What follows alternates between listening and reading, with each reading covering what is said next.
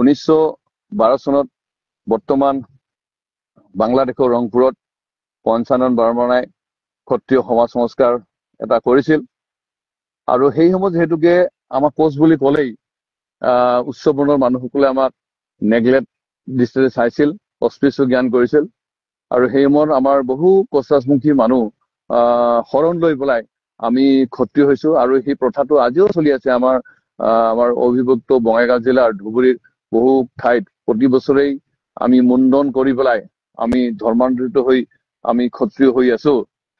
এইটো কিমান মানে গ্ৰহণযোগ্যতা সেই কথাটো আমি চালি জাৰি চাব লাগিব। কাৰণ এফালে আমি জনজাতিকৰণৰ দাবী উত্থাপন কৰি আছো, আনহাতে আমি পঞ্চানন বৰ্মাৰ ধৰ্মত দীক্ষিত হৈ আমি ক্ষত্ৰিয় হবলৈ গৈ আমি আমাৰ জনজাতিৰ যিবিলাক বৈশিষ্ট্য বা আমি নিজকে যে আজি জনজাতি বুলি কওঁ, সেই জনজাতিৰ আমাৰ নিজেই আমি সেইবিলাক ৰক্ষা কৰি আছে। গতিকে মই এই কথাখিনি এইকাৰণে কলো যে সকলো ৰাজবংশীয়ে কোচ নহয় আৰু কোচসকল কিন্তু ৰাজবংশী নহয়। কিন্তু পৰিৱৰ্তিত পৰিৱেশ পৰিস্থিতিত কোচসকল শৰণ লৈ ধৰ্মান্তৰিত হৈ ৰাজবংশী হল আৰু মানে আগৰ ঐতিহাসিকভাৱে কৈছিল যে আমি ৰাজাৰ বা চিলাৰে নৰনাৰায়ণৰ আমি কিন্তু বংশধৰ নহয়, আমি প্ৰজাহে আছিলো। চিলাৰাই নৰনাৰায়ণ হওক, বিশ্বসিংহ হওক বা যিসকল আমাৰ পূৰ্বসকলে বিজনী, চিদিলি, কোচবিহাৰ, কোচ কমতা, বেলতলা আদিবিলাকত আমাৰ শাসন কৰিছিল, আমি তেখেতসকলৰ আমি কি কৰিছিল, আমি প্ৰজাহে আছিলো। কিন্তু পৰৱৰ্তী সময়ছোৱাত কি কাৰণত কি পৰিস্থিতিত আজি আমি কোচসকলে আমি নিজকে ৰাজবংশী বুলি পৰিচয় দিব খুজিলো আৰু ৰাজবংশী বুলি পৰিচয় দিয়াৰ ফলত আমাৰ কি লাভ হল, কি লোকচান হল, এই কথাবিলাক আমি কঢ়িয়াই চাব লাগিব। জনজাতি সংগঠন বা জনজাতি বহু নেতাই কৈছে যদি সঁচাকেই কোচসকল ৰজাৰ বংশধৰ, ৰাজাৰ বংশ হোৱাৰ পিছত আপোনালোকে কেনেকে জনজাতিৰ ৰাজ্যৰ দাবী কৰিব পাৰে। যেনেকে আজি আহোমসকলক কৈছে যে 600 বছৰ অসমত শাসন কৰিছিল, সেই জনগোষ্ঠীটোৱে আজি জনজাতিৰ মৰ্যাদা দাবী কৰিব খুজিছে আৰু সেইকাৰণে জনজাতি সংগঠন বিলাকে বহু ক্ষেত্ৰত বিৰোধিতা কৰিছে। গতিকে আমি জনজাতিৰ মৰ্যাদা লাভ কৰিবলৈ যোৱাৰ আগত প্ৰকৃতত আমি কোন, এই কথাবিলাক আচলতে আমি কঢ়িয়াই চাব লাগে। আমাৰ পূৰ্বৰ যিটো আইডেন্টিটি, আমাৰ যি পৰিচয়, আমি সেই পৰিচয় আচলতে আমি দিয়াত শংকাবোধ বা লজ্জাবোধ আমি কৰিব নালাগে।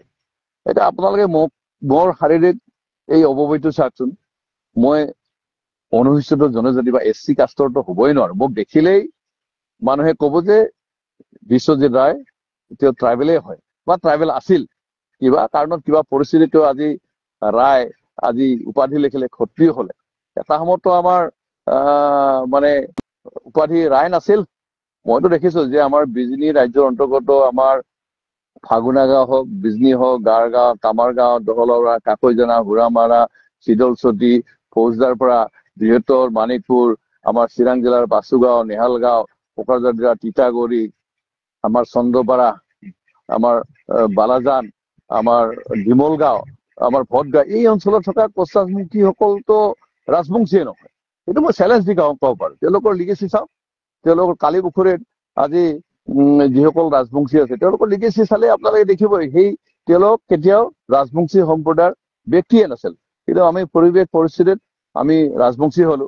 গতিকে আমি আজি জনজাতিকৰণৰ দাবীটো সাব্যস্ত কৰিবলৈ যায় মই এইকাৰণে এই কথাটো কলো যাতে অনা কোচ-ৰাজবংশী লোকে কোচ-ৰাজবংশী বুলি পৰিচয় দি জনজাতিৰ মৰ্যাদা লাভ কৰিব নোৱাৰে।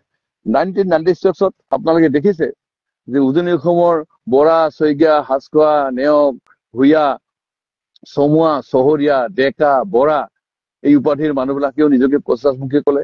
আনহাতে আমি নামনি অসমৰ ৰায়, বৰ্মন, কাৰ্জী, মণ্ডল, বেপাৰী, মজুমদাৰ, অধিকাৰী, প্ৰধানী, হংস, সিংহ এই উপাধিবিলাক মানুহবিলাকো আমি নিজকে ৰাজবংশী বুলি পৰিচয় দিলো। গতিকে এই ক্ষেত্ৰত আমি ইতিহাস আমি এতিয়া পঢ়াই চাব লাগে আৰু এই ক্ষেত্ৰত কোচ জনগোষ্ঠীৰ জাতীয় দল সংগঠন বিলাকে বাস্তৱিকতে কোনসকল লোক জনজাতিৰ মৰ্যাদা প্ৰাপ্তিৰ অধিকাৰ আছে বা তেওঁলোকৰ বৈশিষ্ট্য আছে এই কথাবিলাক লিপিবদ্ধ কৰি আমি কেন্দ্ৰীয় বা ৰাজ্য চৰকাৰক দিব লাগে। অন্যথাই কিন্তু আমি এজ এ হল যদি আমি জনজাতিৰ মৰ্যাদা লাভ কৰিবলৈ যাওঁ বা আমাক মৰ্যাদা প্ৰদান কৰে 96ত যি ধৰণৰ এটা অৱস্থা হৈছিল আৰু এইবাৰো সেইটো হব। আৰু ইয়াৰ ফলত মই কৈছো যে বহু কলিতা জনগোষ্ঠীৰ লোক যিসকলৰ প্ৰত্যক্ষভাৱে মানে ডাইৰেক্টলি কলিতা লিখে, আমি তেওঁক জানিম কলিতা। কিন্তু যিসকল বৰা লিখে, শইকীয়া লিখে, নেওগ লিখে, হাজৰিকা লিখে, ৰাজখোৱা লিখে, বৰভূঞা লিখে, হা, আপুনি কেনেকে দাস লিখে, আপুনি কেনেকে আইডেন্টিফাই কৰিব তেওঁ কোচ ৰাজবংশী নহয়। একেদৰে আমাৰ বড়োসকলেও কাৰ্যি লিখে, কোচ ৰাজবংশীসকলেও কাৰ্যি লিখে, কলিতাসকলেও বৰ্মন লিখে, ৰাজবংশীসকলেও লিখে, ৰায় বেংগলীয়ে লিখে, কোচ ৰাজবংশীয়ে লিখে, মণ্ডল, বেপাৰী, মজুমদাৰ, অধিকাৰী, চৌধুৰী, বেলেগ বেলেগ সম্প্ৰদায়, আমাৰ হিন্দু বেংগলীসকলেও লিখে। গতিকে এই উপাধি একেই হল কাৰণেই যাতে তেওঁলোকে জনজাতিৰ প্ৰমাণ পত্ৰ লৈ উচ্চ শিক্ষাৰ নামভৰ্তিকৰণৰ ক্ষেত্ৰতে হওক, ৰাজনৈতিক অধিকাৰৰ ক্ষেত্ৰতে হওক, ভূমি অধিকাৰৰ ক্ষেত্ৰতে হওক, তেওঁলোকে এই অধিকাৰ যদি ল'ব নোৱাৰে, প্ৰকৃতাৰ্থত আমাৰ এমৰজিলেল যিখিনি ইণ্ডিজিনাছ খিলঞ্জীয়া মানুহে প্ৰকৃতাৰ্থত কোচ ৰাজবংশী জনগোষ্ঠীয়ে জনজাতিকৰণ পাব লাগে। এইটো মোৰ ব্যক্তিগতভাৱে মই কোচ ৰাজবংশী জনগোষ্ঠীৰ জাতীয় দল সংগঠনবিলাকৰ আহ্বান জনাইছো। অসমৰ মাননীয় মুখ্যমন্ত্ৰী ডক্টৰ হিমন্ত বিশ্ব শৰ্মা ডাঙৰীয়া, জনজাতি পৰিক্ৰমা বিভাগৰ মন্ত্ৰী ৰমেশ গগৈ ডাঙৰীয়া, কেন্দ্ৰত থকা বিজেপি নেতৃত্ব চৰকাৰখনক মই অনুৰোধ কৰিছো যে জনগোষ্ঠীটো জনজাতিকৰণ কৰিবলৈ যাতে গোটেই বিষয়বিলাক চালি জাৰি চাই আপোনালোকে মৰ্যাদা প্ৰদান কৰক, যাতে বৰ্তমানৰ জনজাতিসকল শংকিত হ'ব লগা নহয়। তেওঁলোকৰ যি অধিকাৰ আছে 10% যিটো ৰিজাৰ্ভেশ্যন আছে, আৰু পলিটিকেল ক্ষেত্ৰত মানে বিধানসভা, লোকসভা, পঞ্চায়তে হওক বা স্বায়ত্তশাসিত পৰিষদবিলাকত তেওঁলোকৰ যি অধিকাৰ আছে, সেই অধিকাৰটো সংৰক্ষণ কৰি কোনো ধৰণৰ যাতে ক্ষতি নহয় তাৰ কাৰণে কোচ ৰাজবংশী জনগোষ্ঠীক সুকীয়াকৈ এটা কটা সৃষ্টি কৰি সাংবিধানিক মৰ্যাদা অনুসূচিত জনজাতিৰ কৰিব লাগে।